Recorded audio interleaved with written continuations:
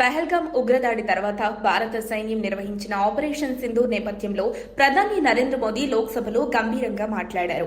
భారత సైన్యం ధైర్యంగా ఎదురుదెబ్బ కొట్టిందని, బుల్లెట్కు బుల్లెట్తోనే సమాధానం ఇచ్చామని చెప్పారు.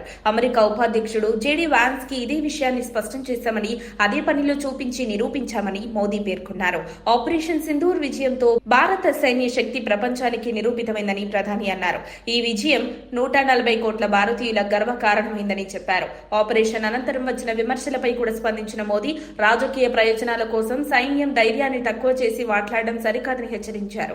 అలాంటి విమర్శలు సైనికుల మనోధైర్యాన్ని దెబ్బతీస్తాయన్నారు.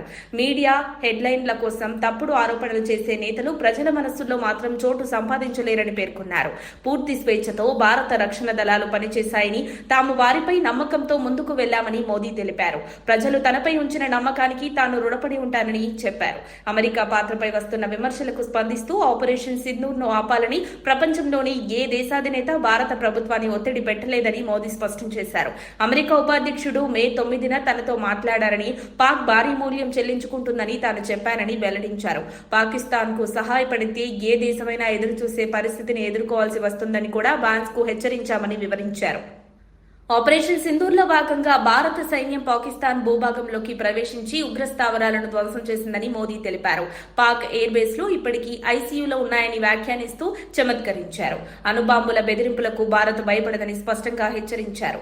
ప్రపంచంలోని 193 దేశాల్లో 190 దేశాలు భారత్ కి మద్దతు తెలిపాయని, కేవలం 3 దేశాలు మాత్రమే పాక్ కు అండగా ఉన్నాయని వివరించారు.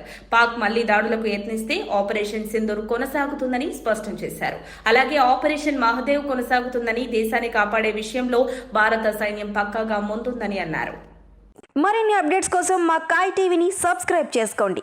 మా వీడియో కనుక మీకు నచ్చినట్లయితే లైక్ చేయండి, షేర్ చేయండి. మీ విలువైన అభిప్రాయాలను కామెంట్ బాక్స్లో తెలియజేయండి.